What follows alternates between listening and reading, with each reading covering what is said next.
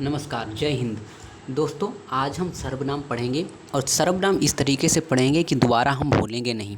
बहुत ही आसान भाषा में हम समझेंगे कि सर्वनाम किसे कहते हैं। तो आइए शुरू करते हैं। आइए देखिए, सर्वनाम किसे कहते हैं। तो जो शब्द संज्ञा के स्थान पर प्रयोग होते हैं उन्हें सर्वनाम कहते हैं। याद रखा, कौन से शब्द जो संज्ञा के स्थान पर। संज्ञा किसे कहते हैं ये आपको मालूम होना चाहिए। संज्ञा किसे कहते हैं, किसी व्यक्ति, वस्तु या स्थान के नाम को हम संज्ञा कहते हैं। और जो संज्ञा के स्थान पर प्रयुक्त होने वाले शब्द हैं उन्हें हम क्या, सर्वनाम कहते हैं। ये हमें याद होना चाहिए। तो आइए देखते हैं। अब बात करते हैं हम सर्वनाम के भेद। देखिए, सर्वनाम के कितने भेद दिए हुए हैं ये हम जानते हैं। सर्वनाम के भेद दो प्रकार से बताएंगे। एक तो रूप या उत्पत्ति के आधार पर, दूसरा प्रयोग या व्याकरण के आधार पर। तो देखो, रूप या उत्पत्ति के आधार पर जितना महत्वपूर्ण नहीं है, इतना कि जो है प्रयोग और व्याकरण के आधार पर है। फिलहाल हम जान लेते हैं। तो देखिए, मौलिक सर्वनाम कहा जाता है, यौगिक सर्वनाम। ये रूप या उत्पत्ति के आधार पर होते हैं। जो मौलिक सर्वनाम होते हैं उनकी संख्या 11 मानी गई। याद रखना, कितनी, 11 संख्या मानी गई है। और जो यौगिक सर्वनाम है वो अलग है। अब हम बात करते हैं रूप या उत्पत्ति के आधार पर, जिसमें ये देखिए दिए हुए, जैसे मौलिक में कौन कौन से आते हैं, मैं, तू, आप, यह, वह, जो, सो, कौन।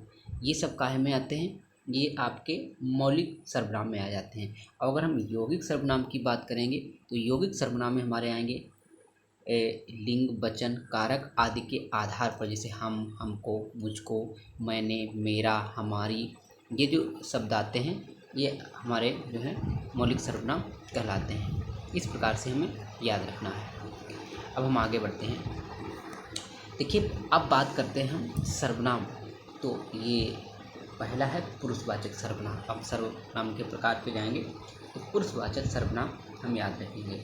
पुरुषवाचक जो सर्वनाम है इसको कैसे जाने, जिस सर्वनाम का प्रयोग स्त्री में पुरुष दोनों के लिए किया जाता है उसे पुरुषवाचक सर्वनाम कहते हैं। जैसे मैं, तू, आप, वह, ये क्या है, जो है आपके पुरुषवाचक सर्वनाम में आते हैं। अब इसका वाक्य प्रयोग हम देखेंगे। वाक्य प्रयोग में देखिए, वाक्य प्रयोग में हम जानेंगे कि जो दिया हुआ है कि मैं कल घर जाऊंगा, तो यहाँ पे मैं जो शब्द आया है ये आपका पुरुषवाचक सर्वनाम दिया हुआ है। आगे देखिए, अगला उदाहरण है। अगला उदाहरण कि मैं आपसे बात क्यों नहीं करते। आप जो शब्द आया हुआ है, कौन सा आया हुआ, आप। मोहन से बात क्यों नहीं करते। तो ये जो शब्द आया हुआ है ये आप दर्शा रहा है, क्या है, ये पुरुषवाचक सर्वनाम है। यह मेरे घर गया था, तो यह जो शब्द आया हुआ संज्ञा के स्थान पर यही पुरुषवाचक सर्वनाम होगा। अब देखिए, पुरुषवाचक सर्वनाम में कौन कौन से पुरुषों के आधार पर आते हैं। जैसे पुरुषवाचक सर्वनाम में देखिए, उत्तम पुरुष में कौन आएगा, मैं। याद रखना, बहुत महत्वपूर्ण है। मैं क्या है, ये उत्तम पुरुष में आता है। किस में आता है, ये उत्तम पुरुष में आएगा।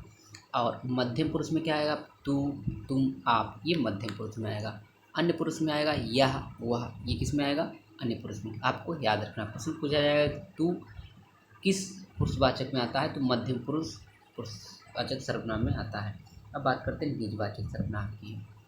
निजवाचक सर्वनाम की अगर हम बात करेंगे तो इसमें आएगा जिस सर्वनाम का प्रयोग कर्ता कारक स्वयं के लिए करता है उसे निजवाचक सर्वनाम कहते हैं। जैसे आप, स्वयं, खुद, स्वतः, इस प्रकार से। जैसे वाक्य प्रयोग में देखें आप, दीपक अपने आप खाना बनाता है, बच्चा अपने आप घर आ गया। अनिश्चयवाचक सर्वनाम में देखेंगे तो जिस सर्वनाम से किसी वस्तु, व्यक्ति या पदार्थ के बारे में ठीक ठीक और अनिश्चित ज्ञान हो, निश्चयवाचक सर्वनाम कहते हैं। जैसे यह, वह।